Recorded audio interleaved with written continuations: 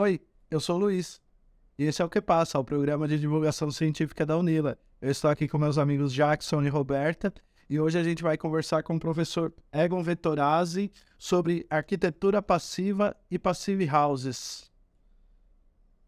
Professor, se apresenta pra gente, por favor. Primeiro, prazer, né? Obrigado pelo convite, a gente fez isso, e poder falar sobre arquitetura passiva. Eu sou o Egon Vettorazzi, eu trabalho na Unila, sou professor da Unila desde final de 2013, no curso de arquitetura, entrei como substituto, depois como professor efetivo, e a partir de 2019 também comecei a dar aula no mestrado da engenharia civil, né? Eu trabalho com as áreas de arquitetura passiva, sobre esse tema que a gente vai falar, arquitetura bioclimática, conforto térmico e eficiência energética. Bem interessante na nossa cidade aqui, com essa amplitude térmica, né? Professor, eu queria saber, o que é arquitetura passiva? Então, primeiro eu sou suspeito, né? Quando falo que é interessante. Interessante. A arquitetura passiva, basicamente, a gente pode definir como aquela arquitetura que se tenta obter aquecimento, refrigeração, ventilação, iluminação de forma natural, sem o uso de meios mecânicos, como ar-condicionado, ventiladores, aquecedores e etc. Então, é uma arquitetura que tenta se adaptar o máximo possível ao clima em que ela é construída e para obter conforto térmico e consumir o mínimo possível de energia. Essa é a ideia, né? E uma arquitetura passiva, né? Então, ela tem como essa finalidade principal essa adaptação ao clima e para isso ela vai usar diversas estratégias dependendo de cada local.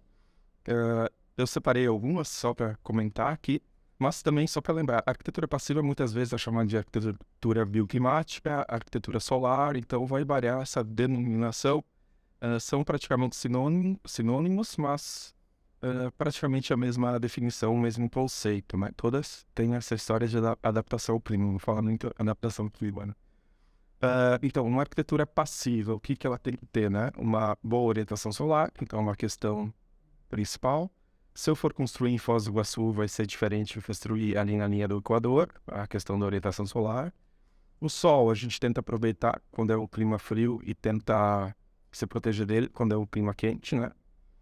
O formato do edifício também é outra questão importante. Se a gente for pensar em lugares de clima frio, eu vou ter uma arquitetura mais compacta, porque eu quero perder menos calor. Se eu for pensar num lugar de clima quente, a arquitetura vai ser mais ampla, mais espalhada, porque eu quero perder calor, né? É como a gente faz normalmente quando está com frio, a gente se encolhe, né?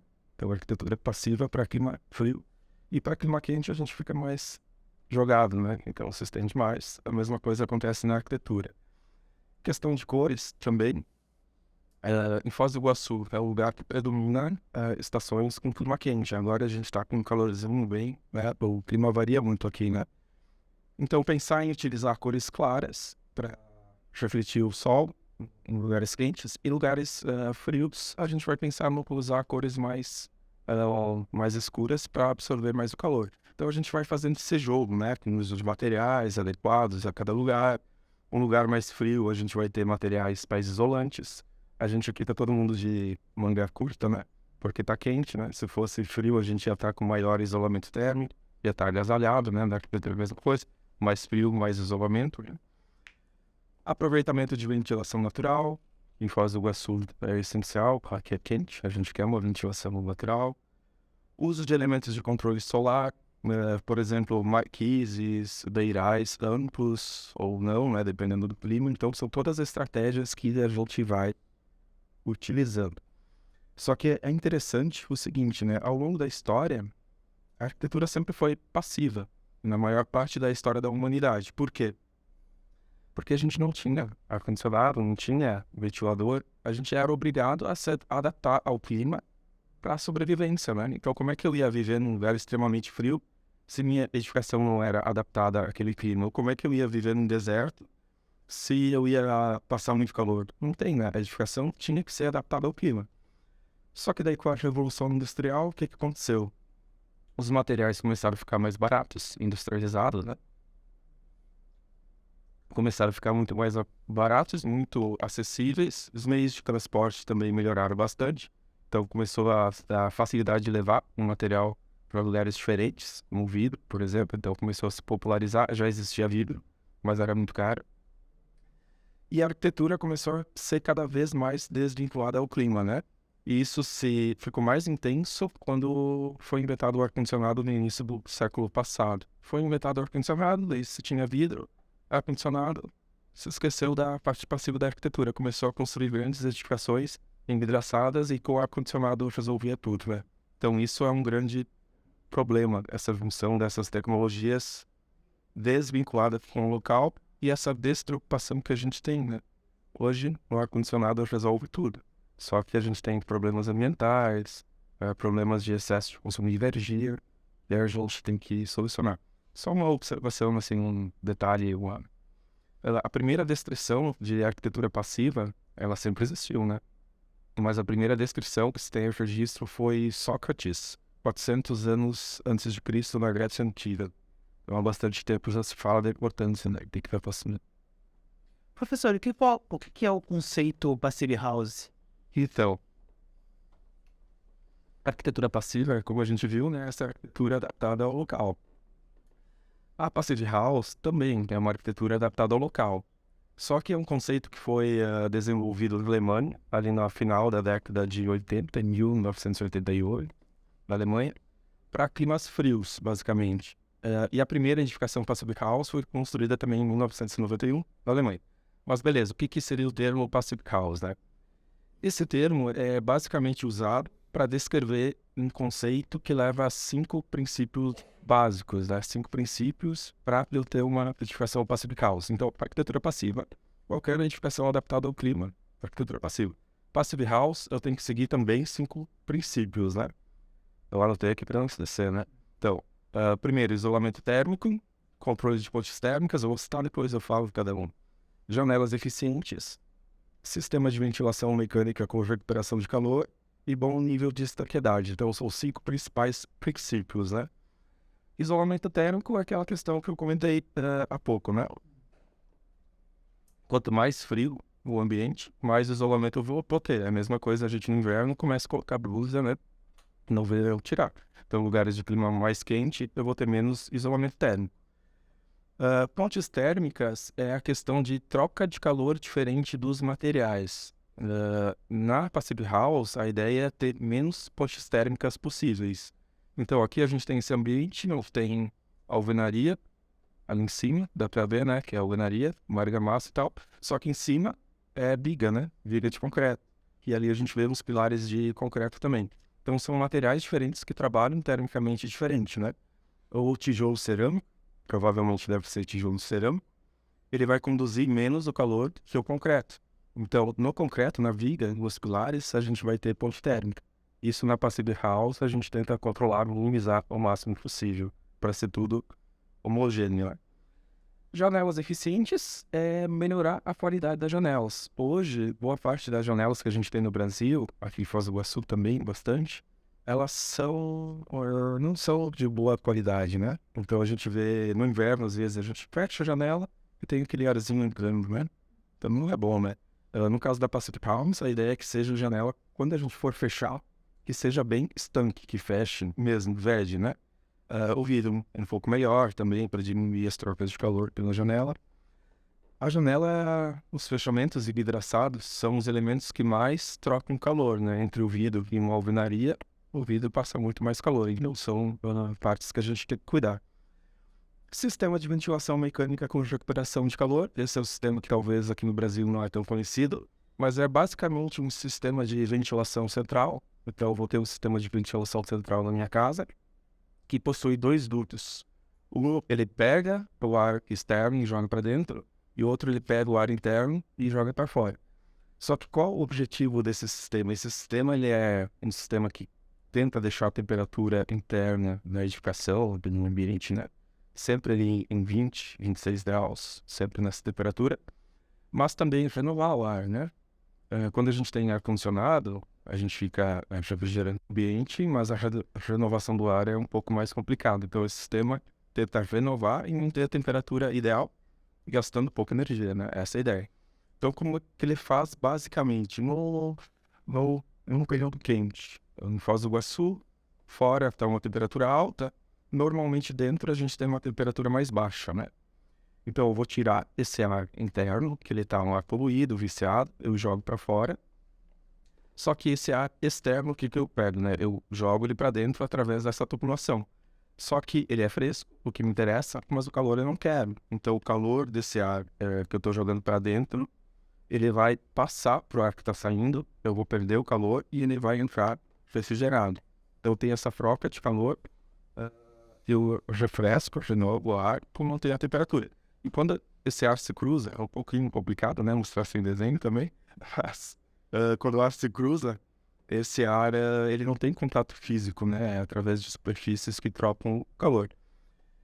E o último critério, né? O último ponto da Passive House, na verdade, não tem essa ordem, né? Mas é um bom nível de estabilidade. Então, como eu tenho o ar bem controlado internamente, eu não posso ter muita infiltração de ar. Porque se eu tenho ar numa temperatura boa e renovada, e eu estou gastando energia para isso, não posso ter infiltração de janela, que vai entrar calor ou perder calor. Tem que ser só através desse equipamento. Então, quando eu for usar esse equipamento, é que nem quando eu uso ar-condicionado. Eu fecho as janelas e mantenho o ambiente bem fechado, né? As Passive House, atualmente, existem cerca de 100 mil no mundo, é uma estimativa, né? A maior parte na Europa, então é onde ela nasceu, para climas frios. Tem também nos Estados Unidos, bastante, mas a gente vê já nos últimos 10, 20 anos a adaptação para climas quentes, né? Eu ia perguntar justamente isso. O senhor falou esse conceito de Passive House. Eu notei que tem várias coisas que são úteis em climas frios. Como adaptar esse projeto para um clima mais temperado, um clima mais tropical? Isso, então, não, isso é perfeito. Ele está sendo adaptado para climas quentes, então já tem ali no Oriente Médio, já tem na China, já tem na América Latina, já tem alguns exemplos, né? Então ele vai sendo. O que acontece é, por exemplo, assim, para o clima frio, eu vou ter um isolamento grande. Para o clima quente, não vou precisar tanto de isolamento. Para o clima frio, em geral, eu não vou abrir tanto a janela, porque vai ser frio, eu quero manter o ar aquecido, mas preciso renovar ele. Beleza. Para o clima quente, às vezes a gente tem uma temperatura de 20 graus, exatamente, eu abro a janela e desligo esse equipamento. Então, são essas, basicamente, as variações, né? Mas aqui, no Brasil, ainda a tecnologia não é tão boa, precisa ser desenvolvida, principalmente qualidade de janelas, a mão de obra, tudo isso para esse brand. Professor, entrando nessa seara, eu vou pular um pouco o roteiro aqui, mas assim, a gente percebe que no Brasil, o mais popular são essas casas de alvenaria, né? Essas são as mais populares, assim. Mas a gente nota que nos diferentes ambientes climáticos do Brasil, existem diferentes tipos de passive houses, né? Eu queria entender por que a gente optou por o modelo padrão, se essas casas de alvenaria. Então, não sei se foi uma opção consciente. Na verdade, é uma tecnologia que se impôs. Não que a alvenaria é legal, tranquilo, você pode trabalhar. O problema é trabalhar o mesmo sistema de construção em Foz do Iguaçu, no Nordeste, no Sul, né? São climas diferentes, usando a mesma tecnologia. Então, esse seria o principal problema. A arquitetura deveria se adaptar. Se a gente for ver a arquitetura da minha casa, minha vida, a gente vai ver o verde amarelo agora. Se eu tirasse uma foto e mostrasse para vocês uma foto de uma casa no Rio Grande do Sul e uma casa no Nordeste brasileiro, ia ser igual. Aquele cubinho, o telhadinho, talvez até a mesma cor, a mesma orientação solar, não tem cuidado nenhum. Então, no caso dessas edificações mais populares, interessante seria, primeiro, ter esses conceitos passivos básicos, uma boa orientação, bom uso de cores, daí tu pensa nos materiais, assim, variando conforme o clima, mas vamos dizer assim que poderia ser um critério até secundário, né? Que a gente está muito atrás. A gente está fazendo uma arquitetura padronizada, que não é bom, sem identidade cultural, local, tudo isso, né? Mas e depois a gente pensa na Passive House, né? Que é um segundo passo, né? Mas no Brasil é um pouquinho mais complicado, que a gente ainda não tem uma tecnologia tão boa, né? O acabamento das nossas edificações não são tão boas. As esquadrias aqui em Foz do Iguaçu, talvez até na casa de vocês, mas qualquer padrão de casa, se a gente for ver, as janelas são um vidrinho. Se a gente vai num condomínio fechado de alto padrão, a janela é um vidrinho. Então não tem controle nenhum, né? No verão, no inverno, entra sol ali bastante, se perde muito calor também. Então essas questões a gente precisa mudar com o tempo, né? E aperfeiçoando. Professor, e qualquer arquiteto pode projetar uma casa passiva, uma edificação passiva? Na verdade, com certeza, né? A gente tem o curso de arquitetura, que estuda conforto térmico, lumínico, acústico, estuda as questões, isso em todo o país, né? Estuda a questão de eficiência energética também. Aqui na Unila a gente estuda bastante isso. Estuda a parte de adaptação climática, então vai ver diferentes tecnologias que em diferentes lugares. Tudo isso é estudado, né? Só que o problema, talvez, é que, primeiro, a arquitetura passiva, ela sempre existiu, né? Como eu comentei, não é novidade. A gente nem deveria falar arquitetura passiva, porque não deveria ser algo diferente. Deveria ser algo convencional, toda arquitetura passiva. Deveria ser, mas isso não acontece. Mas o que acontece com o arquiteto, normalmente, é quando ele se forma, existem pressões no mercado que eles acabam, muitas vezes, cedendo. Então, é muito vendida a ideia de uma arquitetura envidraçada, que é bonita, as pessoas acham bonitas, as pessoas acham modernas, uma arquitetura talvez mais limpa, um status, né? Eu construir uma casa envidraçada e tal. Então, as pessoas gostam muito disso, né? E o mercado imobiliário também. Então, muitas vezes o aluno, né, que se forma, acaba cedendo, porque precisa fazer projeto, precisa circular dinheiro, acaba cedendo a essas questões, né? Essa é uma pena, né? Mas a gente espera que melhore. O que o arquiteto tem que fazer após formado é tentar dialogar com o usuário, a pessoa que contrata ela, e mostrar alternativas, né? Será que essa fachada envidraçada aqui, voltada para o oeste, em Foz do Iguaçu, é legal? Olha, não é tão legal, talvez vai ter uma vista bonita, mas tu vai ter muito calor, né? Em Foz do Iguaçu, principalmente no verão, vai gastar muito ar-condicionado ou não vai usar aquele ambiente, ó. Só vou abrir parênteses. Onde eu estudei, fiz um mestrado em Santa Maria, isso também não é um bom exemplo que eu vou falar, né? Eu também. Em Santa Maria tem os edifícios, eles são todos orientados leste e oeste, as maiores fachadas leste e oeste, né? Então o que acontecia nesse edifício? De manhã pegava só o leste, lá é muito pequeno, Santa Maria é que nem Foz, ou até pior. De manhã pegava sol na fachada leste. O que fazia? Não tinha aula de manhã ali, só tinha aula no outro lado. De tarde pegava sol na fachada oeste. O que acontecia? Não tinha aula ali, só tinha na leste. Então o edifício acabava não sendo usado. É a mesma coisa, a gente às vezes com uma janela envidraçada, voltada para o oeste, porque a gente quer uma vista muito bonita. Beleza, constrói. Depois de um tempo, o que acontece? A pessoa coloca uma cortina, sempre cortina fechada porque não tem mais a vista, e vai usar um monte de ar-condicionado, né? Então essas questões a gente tem que pensar. E o arquiteto, só para finalizar, né? Ele tem essa habilitação, ela tem esse conhecimento, né? Para fazer arquitetura passiva. Então isso deveria ser básico, né? Às vezes a gente perde. Sobre a Passive House, a pessoa vai necessitar fazer cursos para aprender a usar os 5 princípios básicos, ou vai contratar uma consultoria, né? Para ajudar nesse processo. Basicamente isso. A Passive House não é ensinada na academia. Aqui na Unila, através de palestras, coisas assim, eles têm um contato, mas não é padrão. A arquitetura passiva assim, tem que ser ensinado. Professor, pelo que a gente está conversando, então, a arquitetura passiva, ela seria mais aquela arquitetura, digamos, do conhecimento popular, porque a gente pega os povos andinos, as casas são de pedras. A gente vem para a área amazônica, as casas já são de outro material. A gente vai para o Nordeste, é pau a pique. E aí a gente vai descendo mais para o Sul, se utiliza mais a madeira. Esses são exemplos de arquitetura passiva de conhecimento popular.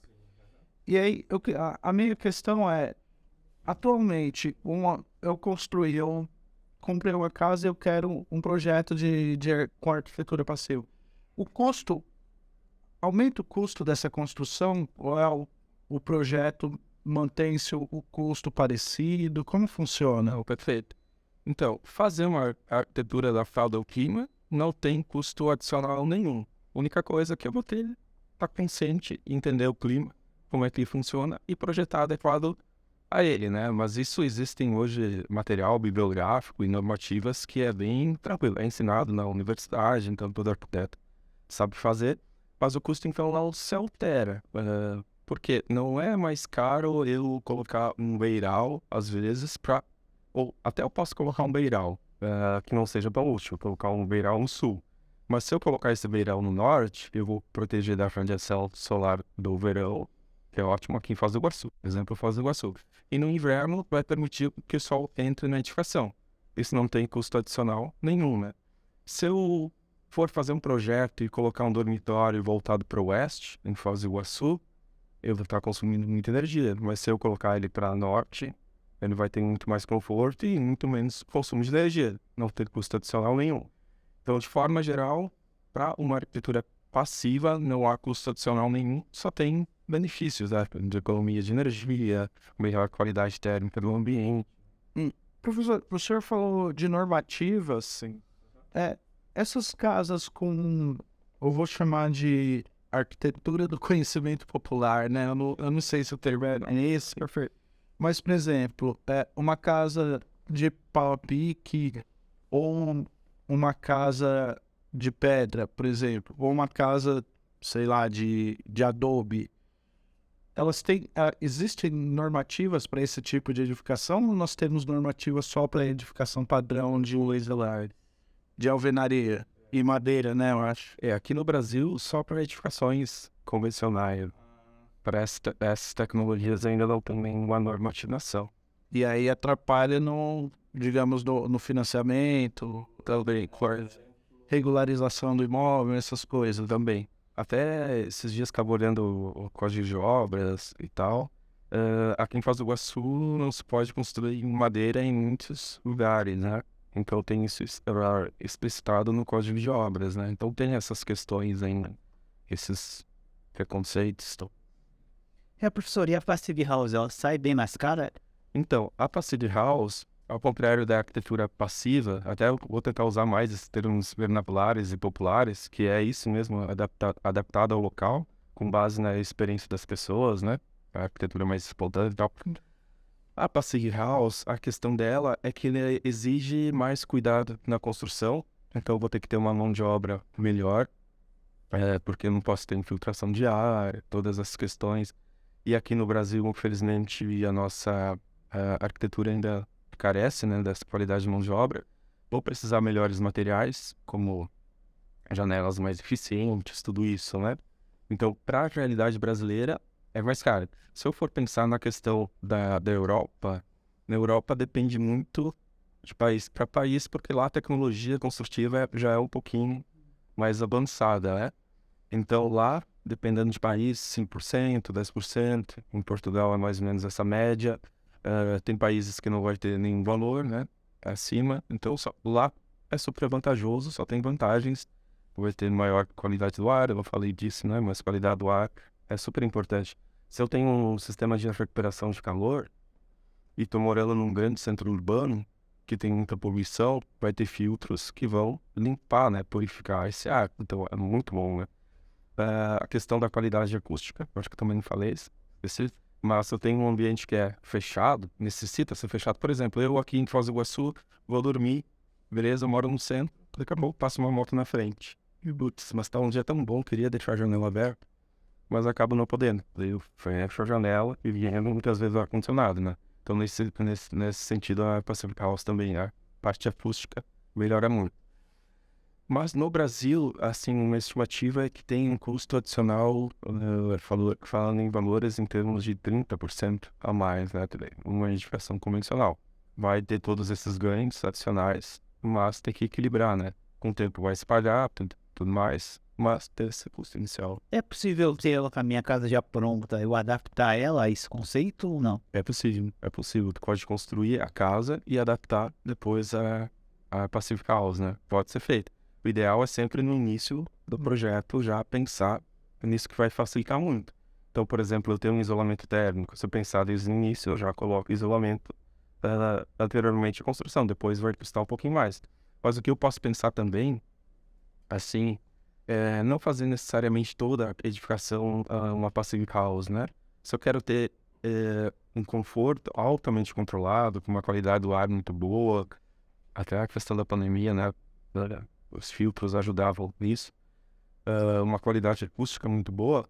Eu posso fazer, por exemplo, dormitório de edificação, Passive House. Eu vou dormir tranquilo, com uma acústica muito melhorada, com o ar sempre controlado, sem poluentes, sempre renovado, gastando pouca energia, bem menos com ar-condicionado.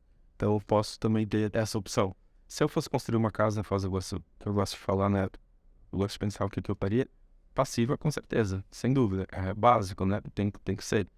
Passive House, eu teria que pesquisar novamente para ver os valores da construção. Aumentou bastante, né, nos últimos anos. E necessita desse equipamento, né? O recuperador de calor, que também eu acho que deu uma subida no preço. Mas provavelmente eu colocaria no meu quarto, pelo menos, para dormir bem e tranquilo. Aqui em Foz do Iguaçu, a variação de temperatura é muito grande, né? Então, não sei como é para vocês.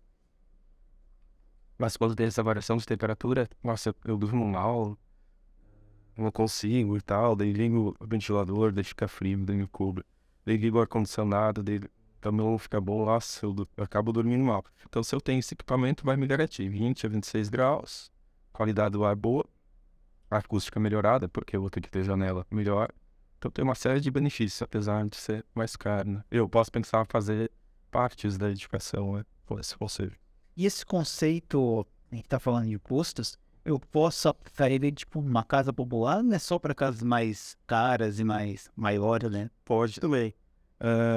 A arquitetura popular brasileira, essa padronizada, não essa vernacular, a arquitetura vernacular, ela é bem interessante, né? A gente tem exemplos dos lúdios aqui no Brasil, que tem essa tecnologia, que são super adaptados no norte, no sul, em toda a América Latina, sempre precisou, né? A gente sempre precisou ter uma arquitetura passiva para sobreviver. Senão, como é que eu ia viver num ambiente que eu não tenho um mínimo de conforto, né?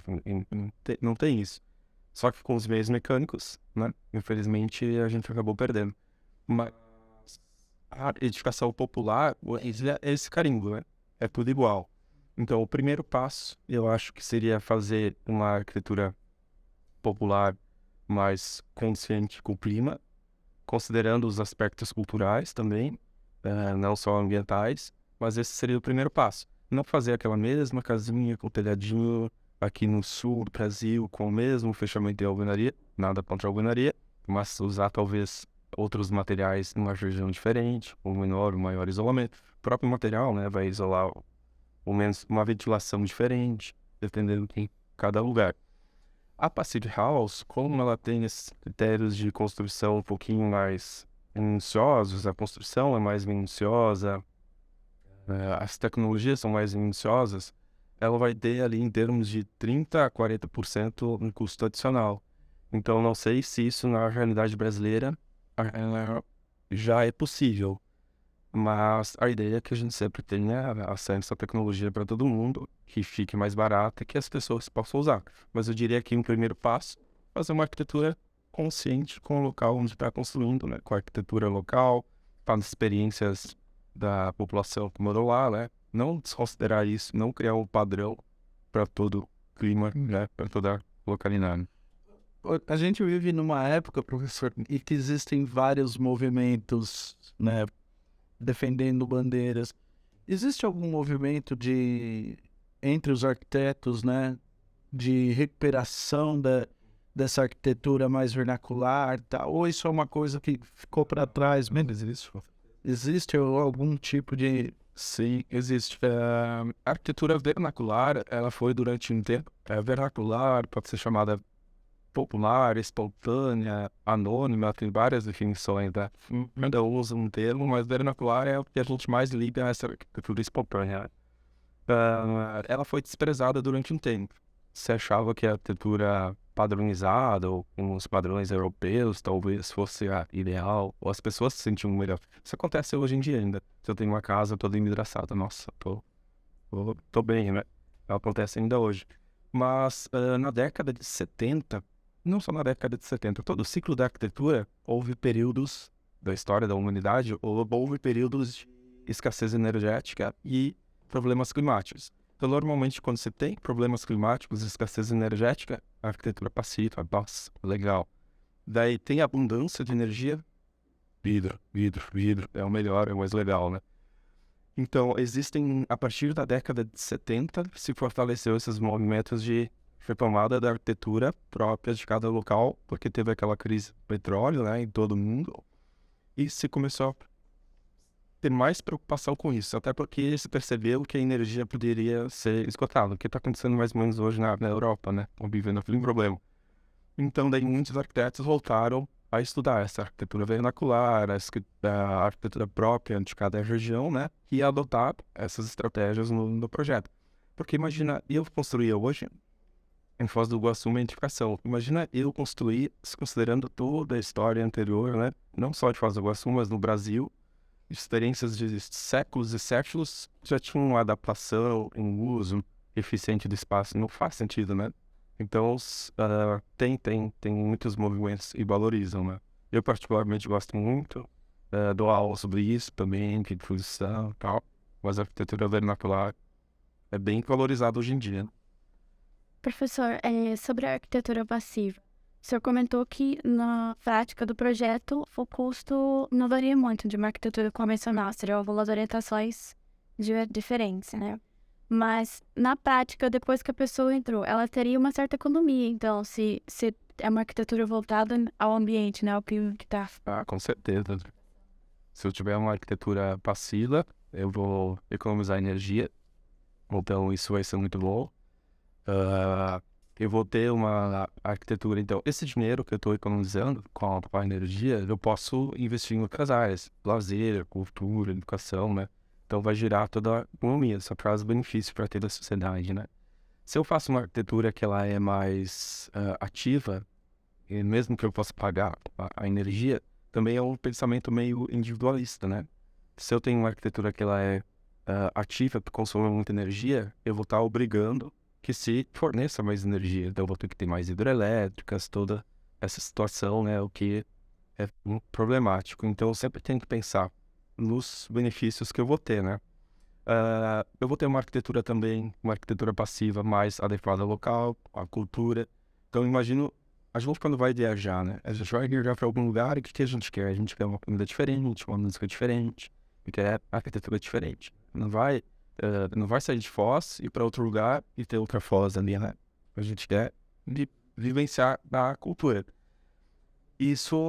Por isso a arquitetura também precisa ser adaptada, né? E com a arquitetura passiva, cada lugar que eu vou ter uma arquitetura própria, vou ter uma identidade muito forte pro local, né? Isso é bem positivo. Então só tem benefícios, não tem nenhum, eu não vejo, pelo menos, nenhum ponto negativo, né? Só vejo pontos positivos. Eu, na verdade, não sei, porque as pessoas desprezam pelo... Eu fico, assim, até às vezes triste triste mesmo. Quando eu vou, às vezes, em Sul mesmo. Mas eu chego num lugar, shoppings, em geral, ver toda aquela cobertura engraçada. Nossa. E para iluminar, né? A intenção. Mas quem fez o projeto se formou em arquitetura, imagino eu. Claro, se formou... As covas dele não, você... Sim. Mas como vai fazer essa cobertura toda endereçada em Foz do Iguaçu, né? Vai entrar sol direto ali, vai aquecer todo o ambiente, vai dar o efeito estufa, ar-condicionado direto. Então a gente vê, se vocês observarem quando forem a shoppings, olhar por teto e olharem quando tem aquela cobertura transparente, a maioria vai colocar adesivo, vai começar a fechar, porque só vê depois sentindo, né? Essa questão de ser feita. Então isso é uma coisa que às vezes só se sente depois se faz, né? Só que isso que eu não entendo, né? Com tantas experiências que tem, a gente consegue ver, né? Vai no shopping, vê aquela cobertura zenital coberta. Por que outro que vai projetar o shopping faz a mesma coisa? eu não consigo. Professor, falando disso, será que isso não tem a ver com uma padronização da arquitetura? Porque hoje em dia, assim, a gente está conversando aqui sobre arquitetura típica dos lugares e tal, mas eu percebo que há uma padronização, assim, eu costumo ver bastante foto de arquitetura na internet, e assim, as casas novas, digamos assim, as casas médias, nem casas muito grandes, nem as casas populares, mas as casas médias, elas estão mais ou menos com o mesmo formato, tanto aqui, quanto em Miami, quanto na Europa. E aí eu vejo que não são casas que se apropriam dos conceitos de arquitetura passiva, né? Há uma homogeneização, e aí eu acredito que também nas construções comerciais, esse conceito também se aplique. E aí, assim, eu imagino que o custo de uma construção com esse conceito na Europa ou na América do Norte seja menor do que com esse conceito aqui. Por que a gente vê essa homogeneização da arquitetura agora? Então, o que acontece é, primeiro, né? Depois da Revolução Industrial, começou a ficar os materiais mais populares, materiais industrializados, com vidro, por exemplo. Daí teve a questão do ar-condicionado. E daí houve a chamada arquitetura internacional, que se acreditava que o homem era igual em todo mundo e a arquitetura deveria também ser igual. Era esse o pensamento. E também se imaginava que a energia ia ser abundante, inesgotável, tudo isso, né? Só que teve uma série de problemas climáticos, como da década de 70, anos 2000, apagão, e agora também teve a crise energética no passado, né? Na seca, estiagem, né? No Brasil, agora na Europa, tudo isso. Mas então, a gente importou esse modelo no padrão internacional de arquitetura e muitas pessoas abraçam isso, né? Então a população em geral acha, né, essa arquitetura bonita, interessante e acaba querendo construir isso. Então por isso a gente vê também os edifícios envidraçados, né? Se eu tirar uma foto em Foz do Iguaçu, aqui de um edifício envidraçado, e do centro de São Paulo, ou em Nova York, ou na Europa, ou lugares de clima frio, e perguntar para alguma pessoa, e aí, onde é que é? A pessoa vai ter dúvida, né? Porque é tudo igual. Então se criou esse padrão, onde tudo é resolvido com ar-condicionado. As pessoas começaram a se acostumar muito com esse conforto do ar-condicionado e não se preocupando com a questão energética. Só que daí quando vem a crise, aí o negócio aperta, daí começa a pensar de novo. E agora essa arquitetura deveria ser assim. Mas assim, eu acho que as pessoas precisam se adaptar a novos conceitos, né? Alguns anos atrás, eu não sei se o senhor chegou a conhecer, aqui em Porto Iguaçu, aqui na Argentina, eles tinham um shopping que ele é aberto. E assim, eu achava aquilo genial. Eu falei, cara, que legal um shopping sem teto. Mas eu não sei por que motivo eu tive na Argentina esses dias, aquele shopping não tá mais funcionando. Mas as pessoas achavam estranho ir ao shopping a céu aberto. Eu fui uma ou duas vezes. Fazer aquele Paraguai, nem tem, né? Tem um aberto, lá bem usado. Paraguai tem um abertão. O L é bem usado. Mas eu não sei, ali em Porto Iguaçu, eu não sei qual foi o problema. Não lembro quando estive lá, não lembro se tinha sombra para as pessoas caminharem. Tinha. Ali em Cidade Leste, esse shopping é muito usado. Sim, Mas ele tem uma boa área de sombra, o era né? questões. Então, não sei, é um pouco cultural, né? É uma questão cultural, a gente absorve determinadas ideias e tem dificuldade, às vezes, de se adaptar. Eu já falei várias vezes, mas é a mesma coisa de uma edificação envidraçada, as pessoas acham bonito. Acham bonito, acham que é moderno, acham que está atualizada, né? Então, acabam querendo isso. Só que daí cabe ao arquiteto mostrar as outras possibilidades, né? Usar um pouquinho menos de vidro, orientar melhor a edificação, usar elementos de proteção, usar uma vegetaçãozinha, né? Vai ter errado de pau. E essa conscientização do arquiteto com o cliente, ele é aprendido na academia também, não? Na verdade, eu quando dou as disciplinas, eu mostro alguns exemplos. Eu já tive escritório aqui em Foz do Iguaçu antes de ir para a Unila. Daí teve alguns projetos que eu fiz, no escritório, no caso, que eles contrataram, queriam tudo envidraçado, né? E daí, através da estética, conseguiu se vender a ideia de utilizar brises para proteção solar. Então foi uma questão, nesse caso, nem tão econômica, porque eles eram um prédio mais de serviço, comercial e tal. Você queria que atraísse as pessoas através de um visual mais moderno. Só que era um edifício que já existia nesse exemplo, né?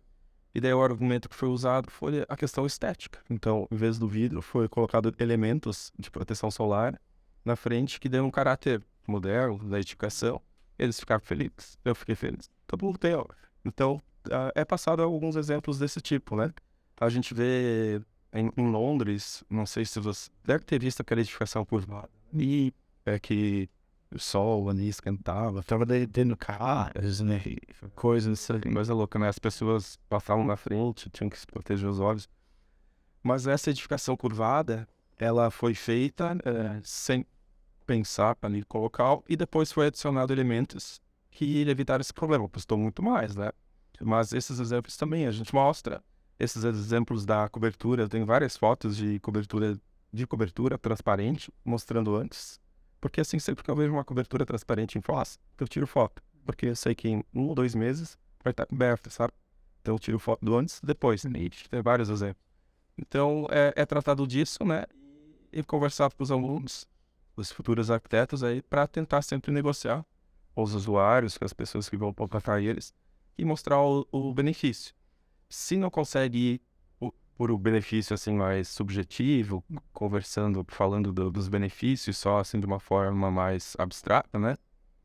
O ideal é fazer assim, essa computacional, alguma coisa assim. Olha, aqui tu vai ter um desempenho muito melhor, tu vai ter mais conforto, tu vai gastar menos com ar-condicionado, em tanto tempo tu vai se pagar. Então, tem isso também que dá para fazer, né?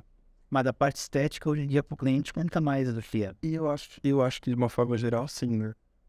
Por isso tem aquele padrão de pé direito duplo, envidraçado, pelo frost, né? Parte estética, até em casas populares, né? Esse padrão de pé direito ao vidro, muitas vezes ao oeste, né?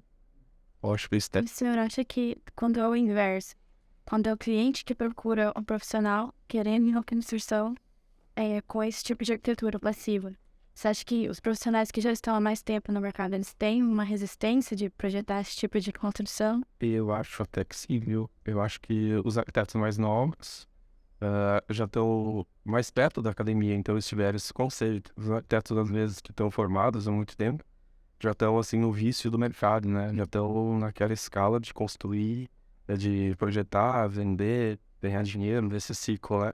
Às vezes tem mais dificuldade. Então, às vezes, a gente vê arquitetos que já têm mais tempo na profissão, e eles acabam usando o que é mais fácil das pessoas aceitarem, né? Porque precisa ganhar dinheiro, tem outro projeto para fazer, então às vezes não querem perder tempo explicando. Mas tem os arquitetos que estão sendo formados, boa parte já está até levando o escritório para esse nicho, né? Eficiência energética, conforto térmico, adaptação climática. Então, tá tendo isso. Tomara que o pessoal mais antigo também comece a mudar o pensamento. Mas tem muito arquiteto também mais antigo que é preocupado, né? Com essas questões. Mas é mais difícil porque está longe da academia. Talvez viveu quando a gente tinha abundância de energia, né? Disponibilidade de energia. E daí não é algo que está no ritmo da arquitetura solar. Professor, e quantas regulamentações no Brasil para esse tipo de construção, tanto a de arquitetura passiva quanto a passive house, como é que tá? Então, o termo arquitetura passiva, ele não aparece nas regulamentações, mas o que a gente tem? A gente tem normas que vão ajudar a quem quiser projetar de acordo com o clima. Então, a gente tem a norma 15220, que trata do desempenho térmico de habitações de interesse social. Essa norma, basicamente, ela pega todo o território brasileiro e divide em 8 zonas bioclimáticas. Vai aumentar para 20 daqui a pouco. Essa norma vai ser atualizada, né? Mas cada zona bioclimática, ela vai estabelecer padrões que tu deve seguir para ter uma edificação mais adaptada ao clima. Então, cada região vai ter estratégias específicas. De uma forma geral, no Brasil, por essa norma, a gente vê que a questão da ventilação natural, né, é bem importante, a questão do sombreamento. Né? O Brasil, em geral, tem predominância de um clima mais quente. Até no sul do Brasil, aqui, por exemplo, a gente tem estações quentes muito longas, né? Também tem a norma 15575 de desempenho térmico, desempenho de edificações habitacionais, também não só térmico, lumínico e acústico, que vai classificar a edificação com desempenho mínimo, intermediário e máximo superior. Então vai ter esses 3 níveis de desempenho, que também já é um parâmetro quando a gente for construir, né? E tem uma instrução normativa do Inmetro que classifica a eficiência energética das habitações, das edificações habitacionais, comerciais, serviço e etc., que classifica com aquele selinho que nem a gente vê do Procel, para ar-condicionado, para geladeira. Então classifica de A a E as edificações, e que vai ser muito útil, né? Futuramente, porque imagina, isso acontece em outros países. Mas eu quero comprar uma edificação, eu não tenho nenhum parâmetro, né? Eu simplesmente compro por alguns aspectos, eu acho que hoje em dia é mais financeira, e acaba comprando. Mas se eu tenho esse selo, essa etiqueta, eu vou poder ver o desempenho dela, né? E a intenção é que todas as edificações tenham essa etiquetagem, e quando eu for comprar, eu possa comparar, né? E as edificações que vão ser pouco eficientes, nesse sentido, não vão querer ser pouco eficientes porque não vão vender tanto. Como a gente compra um ar-condicionado. A gente vai comprar um ar-condicionado e a maioria nem cogita comprar B ou C, né? Que é o desempenho A, né? A gente quer isso. Uma geladeira é a mesma coisa. Então, as edificações também. Já a Passive House, existem normativas que falam, normativas ou requisitos mínimos para climas quentes e para climas frios. Para climas quentes, vai estabelecer um consumo aproximadamente de 15 kW/m² ano para aquecimento e 15 kW/m² ano para resfriamento. Dados técnicos, assim, um pouquinho mais chato. Mas para ter uma Passive House, eu preciso ter isso, né? Ter uma boa estabilidade comprovada. Temperatura interior sempre 20 e 26 graus. Então, para ter uma Passive House, 20 e 26, né? As outras normativas são para arquitetura adaptada ao clima, né? E eu posso ter no máximo um sobreaquecimento de 10% das horas do ano, que seria sobreaquecimento. Então, temperatura durante todo o ano 20 e 26, mas eu posso ter 10% das horas do ano acima de 26. Tendo isso, eu tenho uma Passive House, né? Então precisa ter esses critérios bem estabelecidos. Essas seriam as principais normativas que a gente tem. Professor, aproveitando que o senhor falou de normativas, né, e a gente estava falando, acho que é a 15220, né, que é de habitações populares, eu morei numa casa do Minha Casa Minha Vida, e eu achava o projeto bem legal. Ela tinha uma boa distância do telhado para o forro, tinha ventilação cruzada, era uma casa bem confortável no verão, mas no inverno ela não era tão confortável assim, ela perdia muito calor. E aí eu queria perguntar como adaptar esses conceitos de Passive House de forma a otimizar as casas populares, porque a gente imagina que casas populares serão construídas aos montes, né? E como otimizar para um projeto, digamos, um projeto padrão de moradia popular? Sim. Então vamos pensar primeiro em arquitetura passiva, que vai ser mais fácil. Mas a arquitetura em Foz do Iguaçu é bem complicado projetar, né? Quando a gente vai, por exemplo, fazer um projeto no Nordeste brasileiro, a gente vai ver a temperatura sempre alta.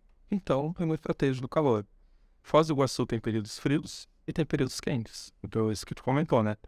Talvez nos períodos quentes tu conseguia conforto e nos períodos frios, não. Mas, bom, eu vou fazer uma casa aqui em Foz do Iguaçu. O que eu vou cuidar a princípio? Uma boa orientação dos ambientes, primeiro, básico. Então, vou colocar dormitórios a norte ou a leste. Por que a norte? Porque no norte o sol, durante o verão, ele passa bem alto, então incide bem pouco, e eu consigo me proteger com facilidade. Qualquer beiral protege. E no verão, no inverno, o sol está mais baixo e vai entrar no ambiente. Então, me proteger do calor no verão e esquentei o ambiente no inverno. Já é uma boa estratégia, né? Vou usar elementos de controle solar se eu precisar. Então, se está entrando sol num ambiente, numa estação quente, eu vou tentar usar alguns elementos, como brises, que são elementos que coloca perto da janela, pode ser toldos, marquises, etc., para tentar me proteger desse sol. Então, acredito que o primeiro critério seria uma boa orientação, já ajudaria a refrigerar no verão e esquentar no inverno. Esse seria um item. Aí é trabalhar com a questão de ventilação, né? Ventilação cruzada, isso numa arquitetura passiva, a gente precisa ter uma ventilação que cruze por todos os ambientes. Só que para isso, a gente tem que conseguir abrir a janela, né? E para conseguir abrir a janela, com segurança, não é tão fácil. De noite, muitas vezes, eu quero ter a janela fechada por questão de segurança. Então, por exemplo, eu posso ter janela que são divididas, né? Que uma parte abre e eu posso fechar, e outra parte abre e eu posso fechar. Então, eu fecho a parte de baixo, eu tenho segurança. E a de cima, eu deixo aberto para de noite ter essa ventilação. Só que daí, imagina um dormitório, né? Tem essa portinha, com a ventilação em cima. Só que daí, no outro lado, essa janela, né? No outro lado, eu não tenho ventilação, né? A ventilação acaba ali. Então, o ideal é que as portas também tivessem uma abertura superior.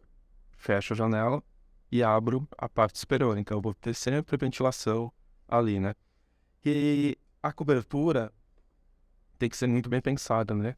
Se eu preciso mais ou menos de isolamento, em Foz do Iguaçu, o que seria o ideal, assim, usar em termos de cobertura? O jeito geral, né? Primeiro, telhas preferencialmente de cor clara ou preferencialmente telhas que não sejam pintadas, esmaltadas. Por quê? Telhas claras refletem bastante calor. Telhas que não são esmaltadas, como a cerâmica, pode ser escura também, é bom. O que acontece? Elas possuem poros que a umidade é absorvida durante a noite. Então, anoitece, fica mais úmido e a umidade é absorvida por essas telhas. Durante o dia, ela evapora. O sol incide ali e é evaporado, né? Então, deixa sempre frescuro, né? Então, telhas não esmaltadas, telhas de cor clara ou telhas cerâmicas. Isso seria outra estratégia, né? Então, eu acho que por aí já se tem alguns parâmetros, né? Daí vai trabalhar com isolamento. Isso que tu falou que por acaso tinha gesso?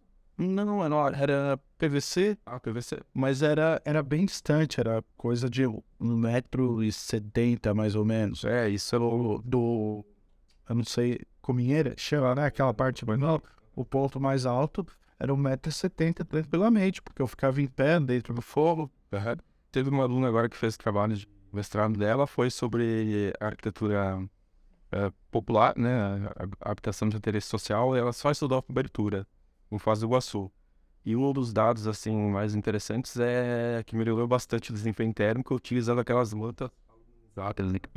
Isso melhorou bastante em custo baixo e que o desempenho foi bem alto. Né, na casa da minha avó agora, né? Sim. Tô passando uma temporada com a minha avó e na casa dela tem essas mantas térmicas. Inclusive, um dos nossos projetos aí pro fim do ano é pintar, porque justamente o telhado da frente dela é aquela telha cerâmica. E como teve uns problemas, a gente precisou trocar algumas. Eu sugeri pintarmos de branco. Então, se tapar esses poros, vai acabar mais. E aí, qual seria a solução? Não daria para limpar com jato de água? Nunca pensei nisso, mas Seria o ideal. Porque ideal é não tapar esses poros que é cerâmica também, né? Se pintar de branco, talvez até possa ter um desempenho semelhante. mas aí eu perco A absorção. Tem que pensar isso. As cores também, né? A casa vai ser, aqui em Foz do Iguaçu, preferir cores claras, né? Para te mais. Mas o senhor percebeu que tá na moda as cores escuras? Agora né, falta um tempo atrás eu percebi. Um ano que eu me mudei, 1 ano e meio, 2 anos atrás, eu passei por alguns loteamentos e eu vi que as pessoas estavam pintando a casa de cinza escuro, com cinza chumbo, com cinza um pouco mais claro, mas ainda assim escuro e portões escuros e tudo. Eu fiquei, mas se fosse a sua casa escura, tá... É complicado. E outra questão que é complicada é que não tem tanto, tem um pouquinho, mas não tanto assim diretamente. Hoje as pessoas não querem árvores, né? Que dá trabalho. Então, às vezes, preferem cortar uma árvore que está na frente da edificação por causa das folhas, acho. Isso É triste. Foz do Iguaçu, professor, agora uma colocação pessoal minha. O que eu percebo de Foz do Iguaçu é que ela é uma cidade árida, apesar de termos um parque nacional de termos várias áreas municipais com árvores, os parques, né, onde deveriam as praças, os parques, não tem árvores. Eu tava percebendo essa semana que caminhando por novas praças que estão sendo construídas, elas não têm árvores. Não, é triste, né? Tem vários exemplos aqui em Foz do Iguaçu de uma área toda pavimentada e sem árvore. As pessoas que preferem muitas vezes não ter árvore, muitas vezes concretam até o pátio para não ter serviço de cortar grama. Só que o concreto ali vai absorver o calor durante o dia e liberar durante a noite, né? Então vai gastar mais para ar-condicionado.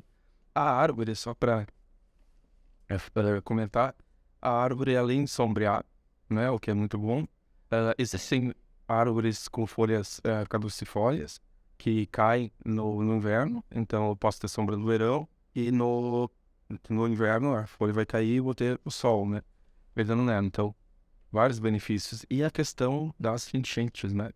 Quando a gente corta a árvore, o que acontece, né? Isso é um exemplo que eu dou sempre, né? Todo mundo, quando era criança, já brincou de balançar uma árvore depois da chuva, né? Cai bastante água, né? Então, se a gente corta a árvore, né? Toda essa água vai cair direto no solo. Se é pavimentado, não vai absorver.